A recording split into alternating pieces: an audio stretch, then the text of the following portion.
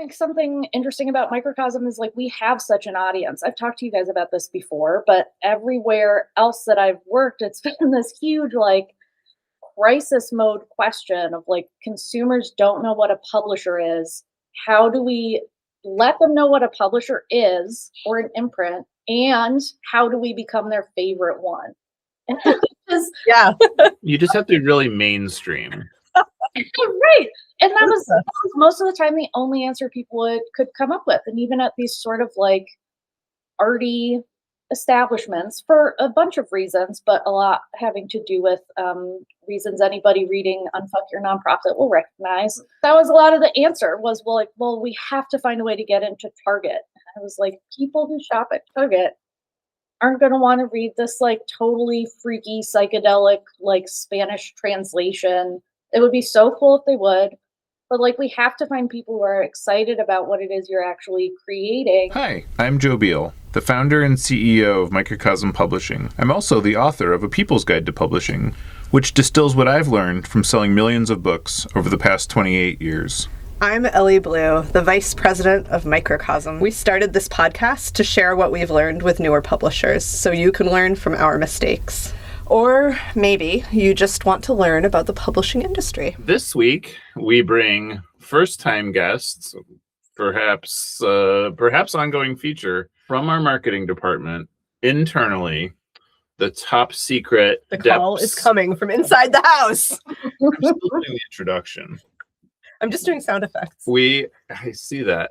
We bring you Daley Farr, who comes from a smorgasbord of publishing experience, and in a very fine Kurt Cobain sweater today for those on our home listening program. Hey, you guys. Yes, first-time guest, long-time listener. People love to tell booksellers that they'll be good publicists, and I think to some degree that has been true. And I was back and forth between the bookstore and the email jobs. I remember when you applied and we were like, this person seems too good to be true. They have all the things and they're fun. They're like, you knew how to sell yourself. And just now, I look for somebody that has restaurant experience because it means that they like know how to work. Joe specifically says fast food. Ideally fast food, but I accept other restaurant kitchen experience. I just had a kind of like page-turning experience reading Good Trouble last week. And so I was like, I see it. Mm-hmm. You read it. Uh-huh. Well, I apologize for all the darkness in that book. What did you learn as a barista that you use in your work in publishing? I think a lot of it was, I guess, first of all, just that it was fun for me to get to talk to people and see a mix of both new people and the same people every day. And so you have those kind of, I think in books and in marketing, we have those relationships. We always have new customers, but then we have long-term people we've been working with forever.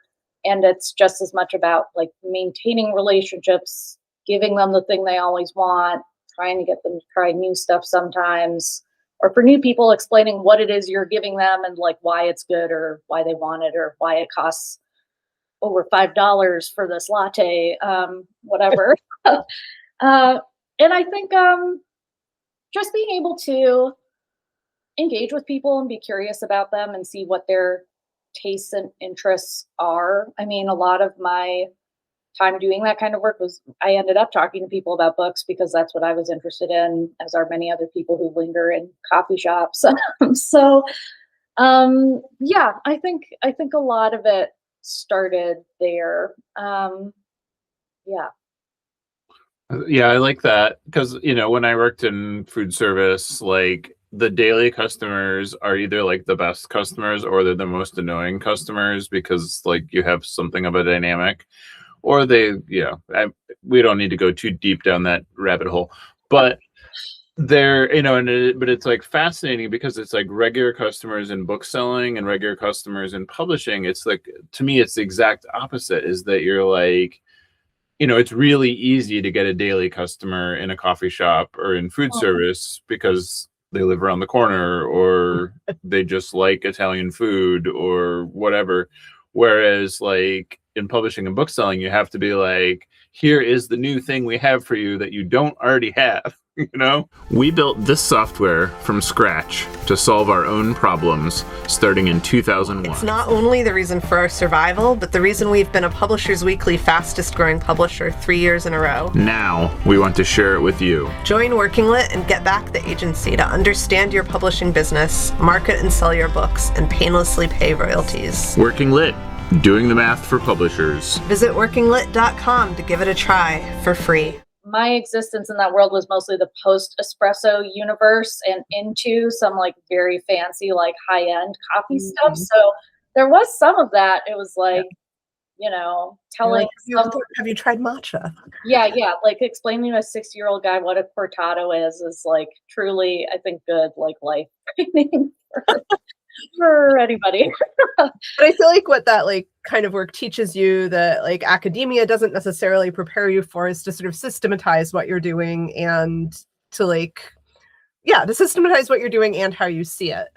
Yeah, I think definitely the systematized thing, and like more than almost any aspect of my life, like that was where I was so, I love to keep a clean workspace, and you just do the same things over and over again. But also things go wrong, and like you can't freak out because you are in a public situation. And just, you know, I mean, other basic stuff, learning not to take things personally, whatever. But I truly see, I know we want to get into other things, but it's such a strong connection for me still between those like skill sets that I do think about it a lot. So it's fun to talk about to people to get it. Interesting. Okay, yeah, because this is like when we were the fastest growing publisher in Publishers Weekly, I was like thrust into an awkward conversation with the head of the American Library Association, and her very first question is like, "Oh, well, where did you intern at, and where did you work previously?" And I was like, "Well, I ran a restaurant." And then she just stared at me like I was from Mars. Right. And then, you know, and I was like, no, that is my relevant experience. You know, and it's like you may not see it that way, but that's like completely the only thing that prepared me for this moment, you know. But I think that's just like, I don't know, you may as well be like, you know, speaking in hieroglyphics to like somebody who comes from a more traditional publishing background. And I feel like this was the question that came up on our company Slack that sort of sparked this conversation, is talking about like how the world of marketing and publicity has changed. Sort of like, what are the standard ways to do that and why? And what do we do differently and what do we need to do differently? Like what actually works? And I would love to hear your thoughts about that, Daley.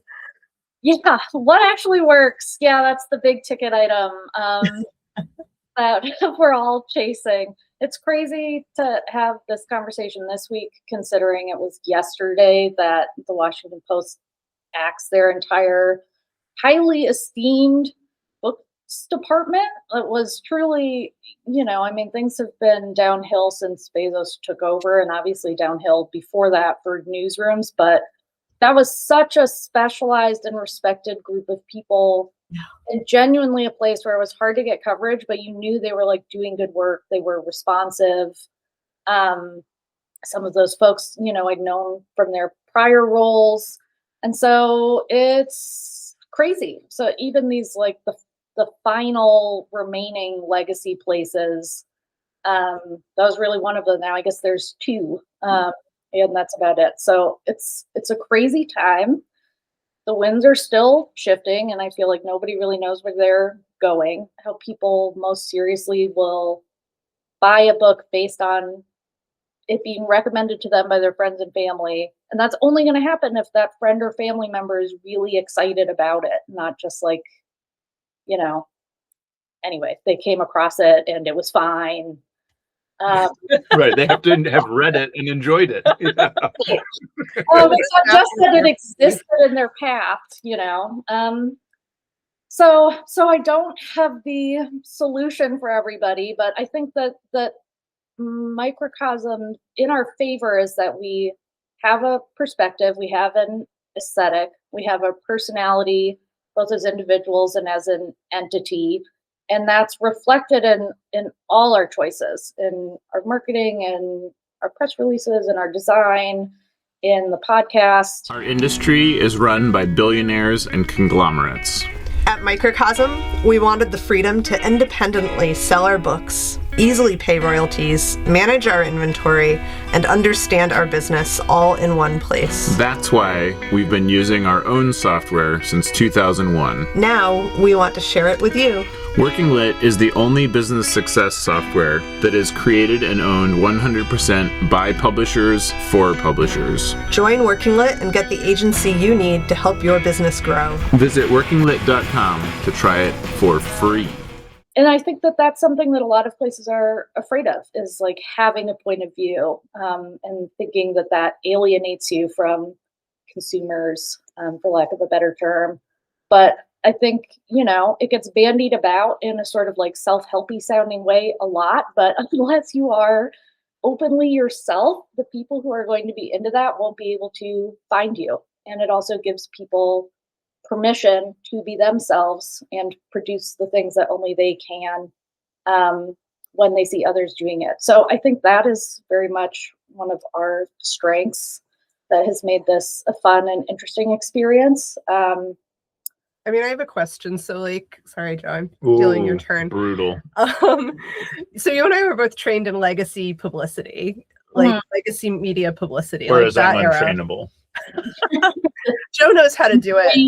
But, where you have a list of, you have a roll. It's a Rolodex. That's how antiquated this system is, where you literally have a Rolodex or a spreadsheet in later years of media contacts, and you develop relationships with them, and you're looking for new relationships. And I think one of the things, and we started to realize very early on in my tenure at Microcosm, that wasn't working at all. I think we kind of gave it up a lot sooner than a lot of people. A lot of people haven't given it up, but we were like, all right, getting in the media is harder than ever. It costs more than ever. And then the sales don't follow. So we're going to stop doing it for the most part. We're just going to do it passively, answer the phone.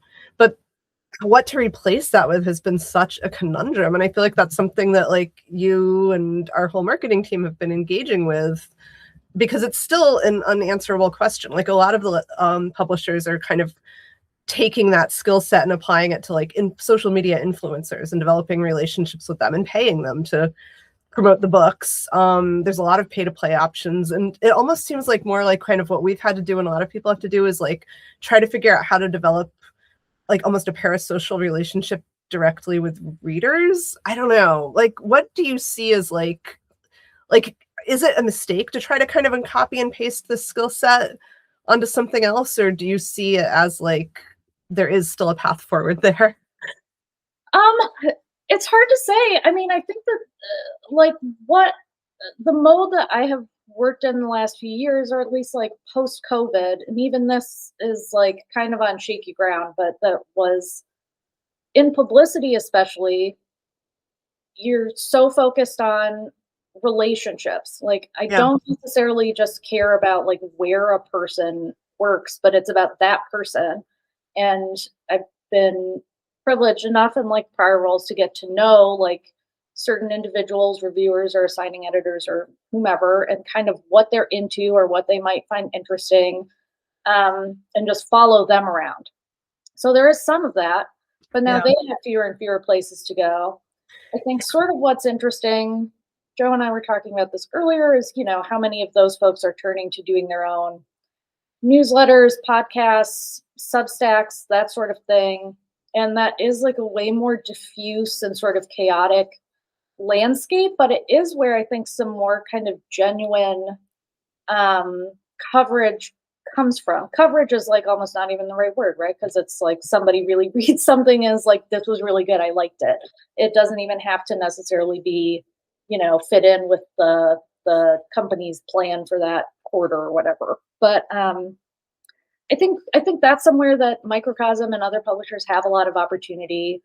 The challenge is, of course, that then you have to go find those places, and there are so many, it's hard.